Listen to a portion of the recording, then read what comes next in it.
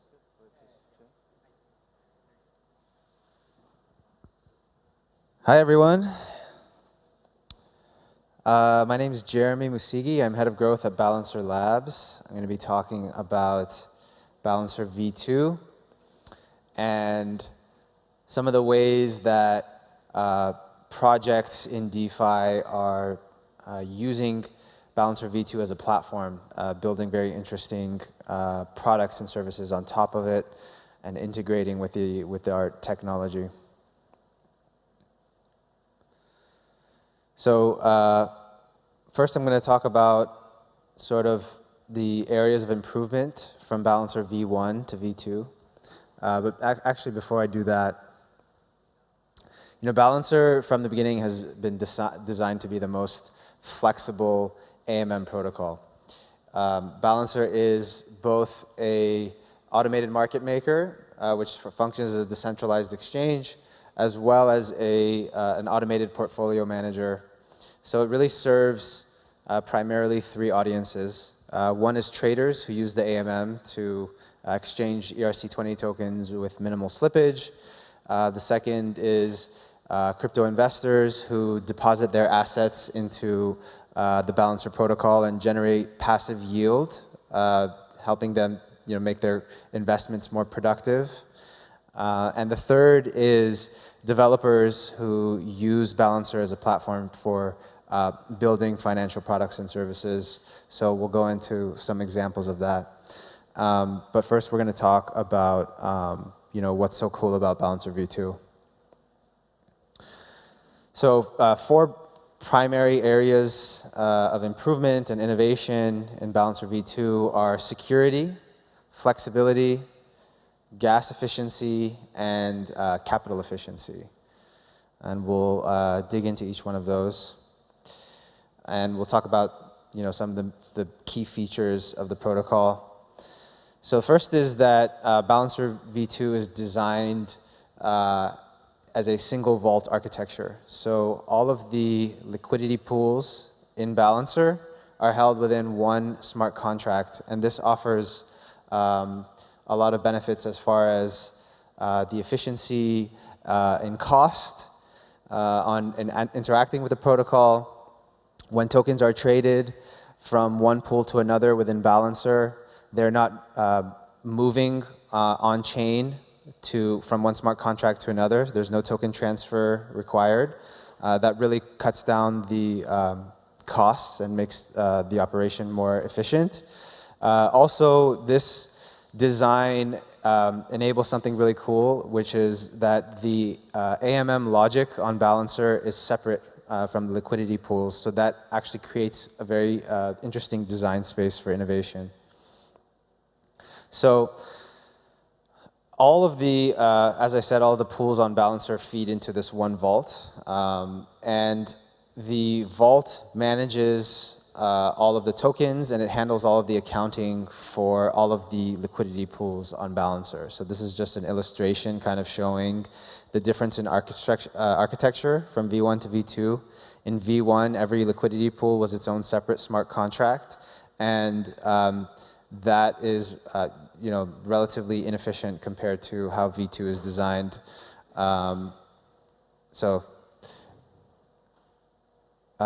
Getting into this idea of customizable AMM logic.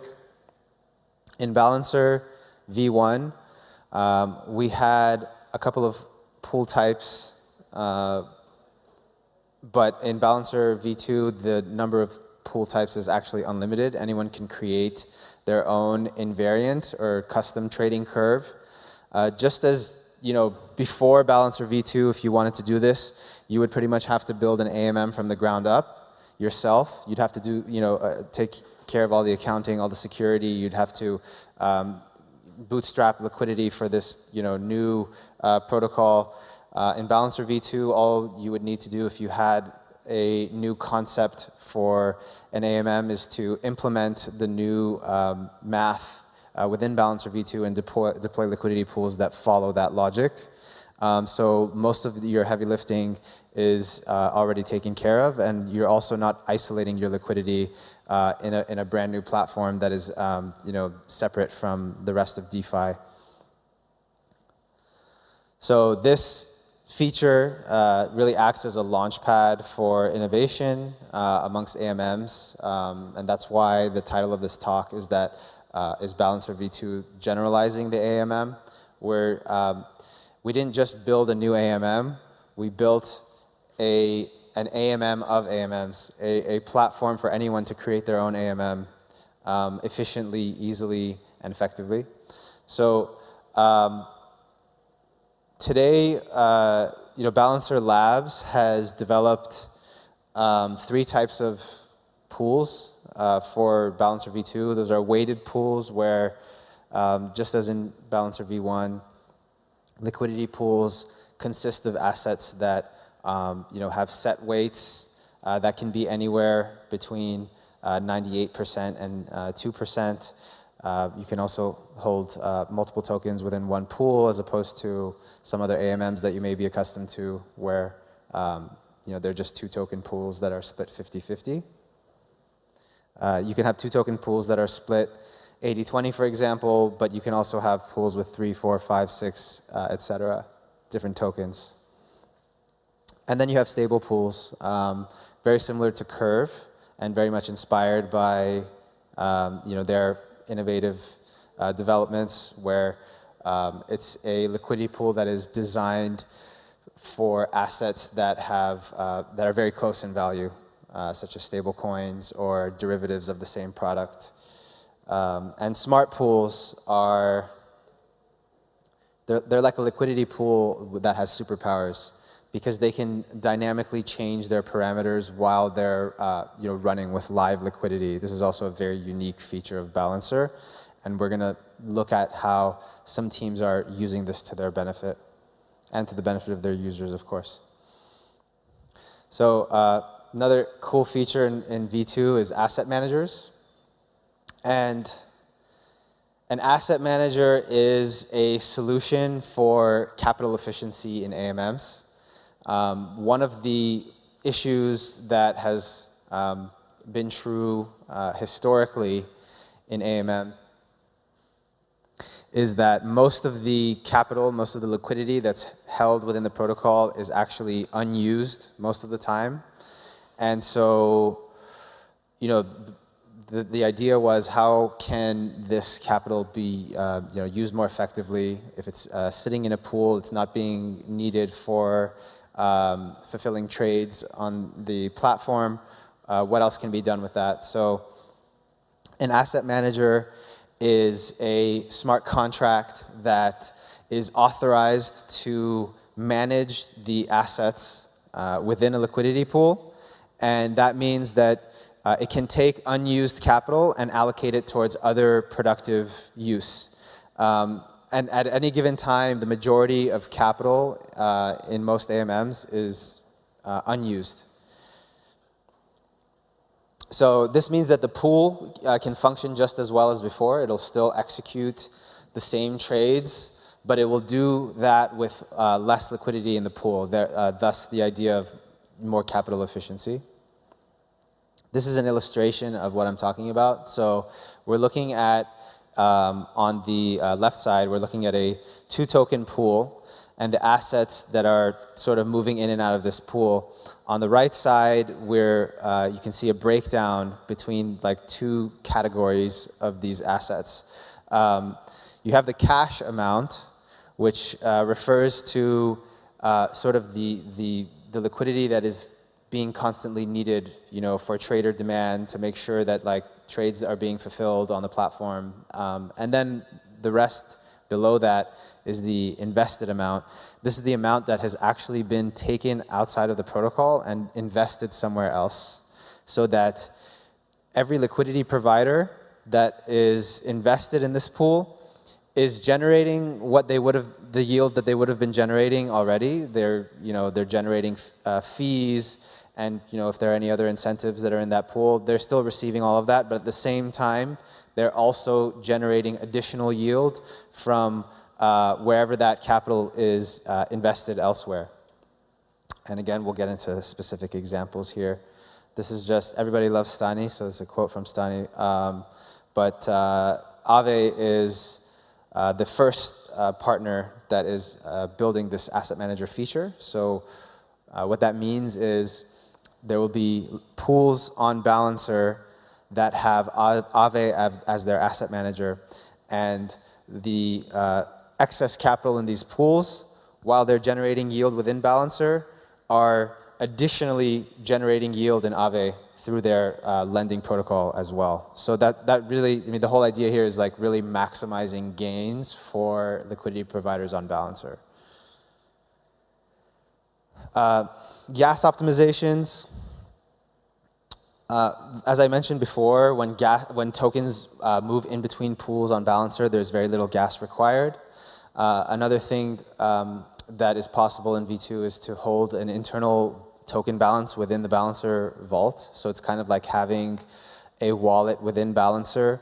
So if you're a high-frequency trader, or if you're just trading on a regular basis, or if you're an arbitrager, you don't need to be withdrawing tokens out to your wallet each time you make a trade. You can kind of keep them inside Balancer and continuously make trades very efficiently at a very low cost.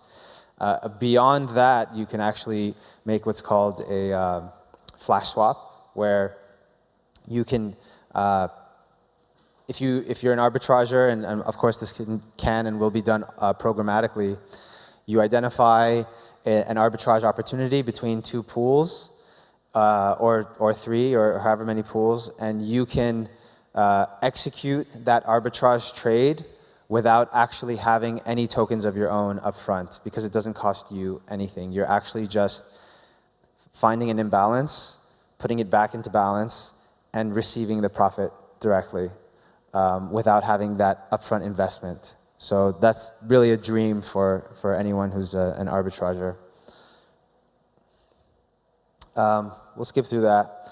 So let's talk about building on Balancer V2.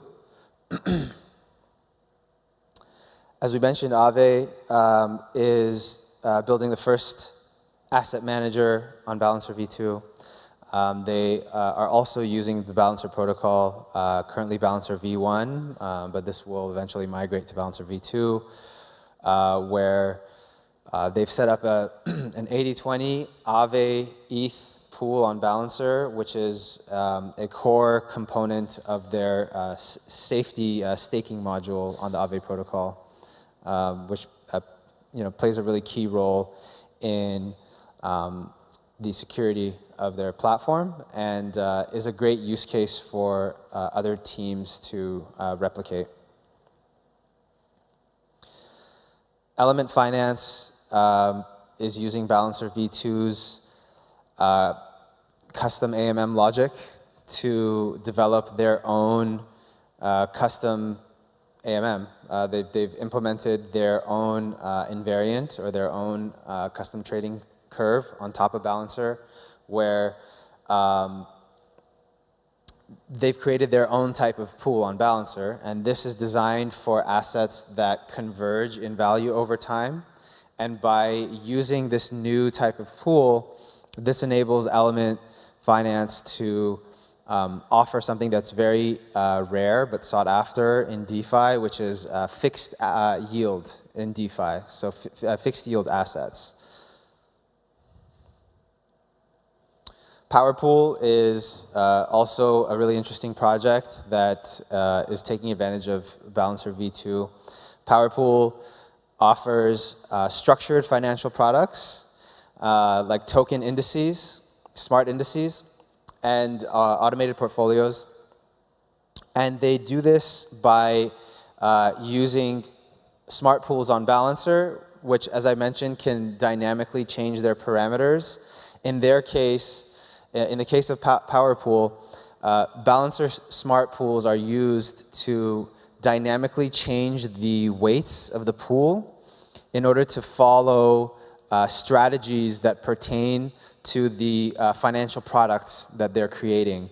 So Balancer is acting as this underlying infrastructural layer, and PowerPool is offering this very cool product on top of that.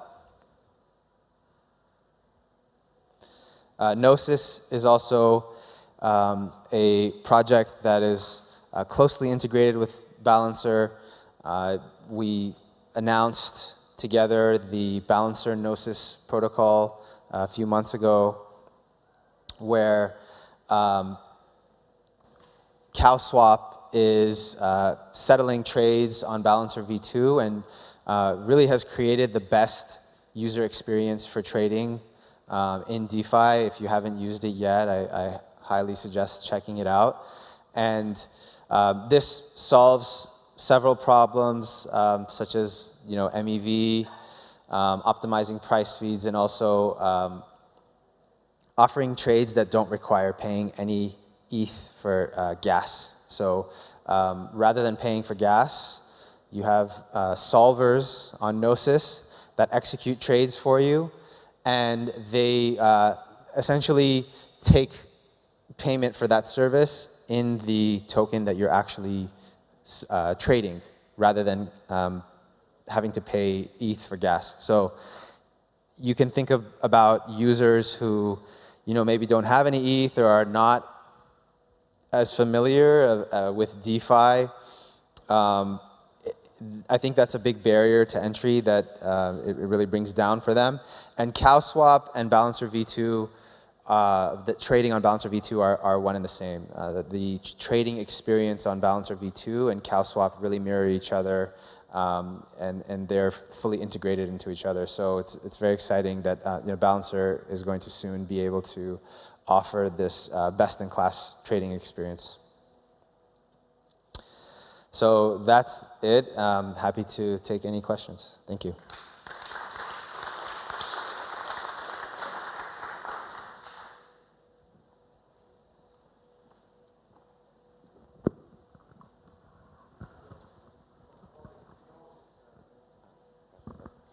Yeah, thank you for the presentation. So I want to ask about the Gnosis partnership and about this CoSwap. So what is the trading volume at CoSwap right now? So is it work? What is the trading volume of CowSwap? Yeah. How much trades they execute? Yeah, I wouldn't have the number off the top of my head. Maybe the Gnosis team would. Yeah.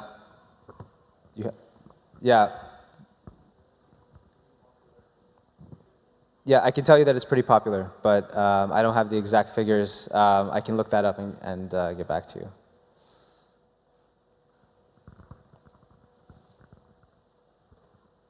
So if part of the pool is moved to some other DeFi protocols, and then if there is a run and LPs wants to withdraw, then there have some risk, right? Because it's not very certain as how much time it will take to liquidate that positions.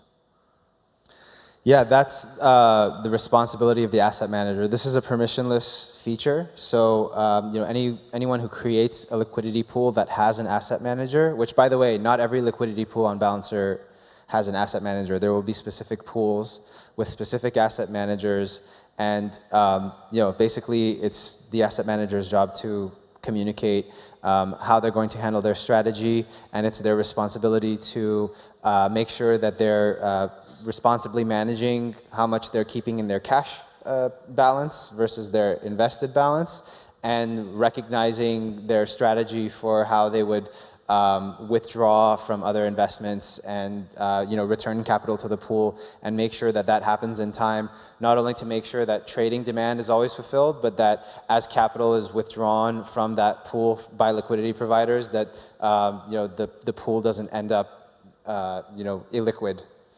Right, but there's a non-zero risk that LP will get all it. There is a risk, and for any LP who invests assets into a pool that has an asset manager, that is a risk that would be very important for them to Do you provide an insurance, or is there an insurance product around it? So asset managers haven't launched yet. I think that I can tell you that there are insurance protocols that are offering insurance for Balancer, and I think that would be, a great feature for them to focus on. So, Balancer is not in the insurance business, but I think that this would be a great opportunity for insurance protocols to get involved with. Sorry. So why did you choose to build asset managers yourself and not use like Yearn vaults or things like that? Well, first of all, Yearn is building with asset managers as well. So I think that like the framing of your question, Balancer has built a feature that allows anyone to build an asset manager that can connect into a Balancer pool, including Yearn. So Yearn is actually now working on developing an asset manager that can manage pools on Balancer. It's a win-win where if you're a liquidity provider in that pool, you can benefit from the yields that that pool itself is generating through trading activity, and from the yields that would be generated in this example from depositing those assets into Yearn vaults. So it's not either or. Does that make sense? Yeah, definitely. Thanks. Thank you.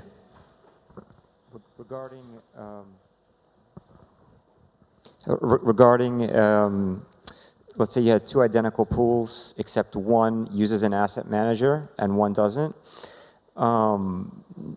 Given they have the same amount of liquidity, and let's say the one with the asset manager deploys most of its unused liquidity to whatever strategy it's using, is it fair to say that it'll incur higher slippage on a trade, or does it somehow in a trade reclaim that liquidity from the asset manager strategy to ensure similar slippage?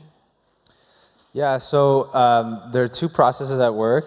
On the one hand, Balancer uses SOR, which stands for Smart Order Router, which will always locate the most efficient liquidity and the best slippage for any trade. So if a certain pool is less liquid for a certain asset compared to another pool, then the more liquid pool will be chosen to cover that trade. At the same time, the asset manager that is monitoring the trading demand and trading flows and their capital position is going to be constantly making sure that they're replenishing their available cash amount within that pool.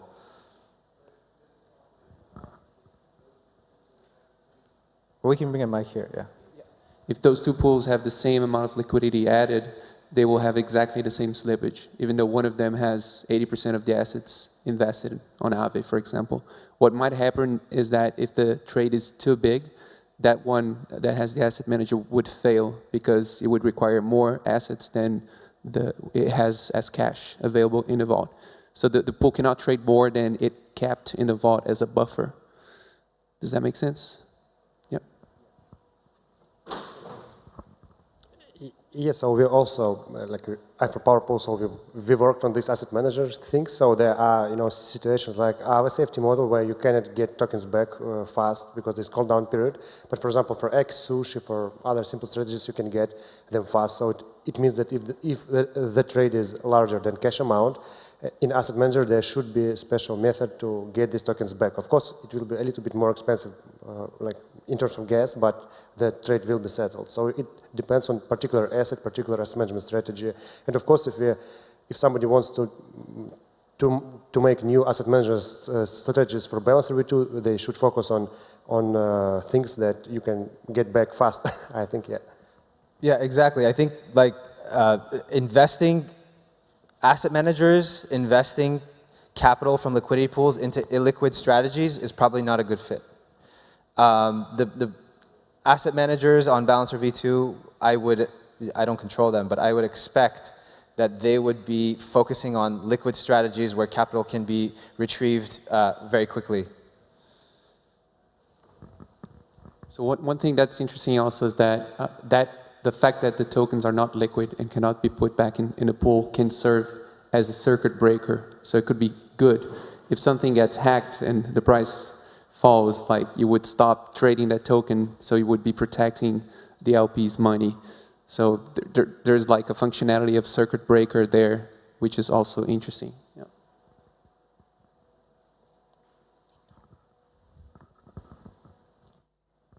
Okay, thank you everyone.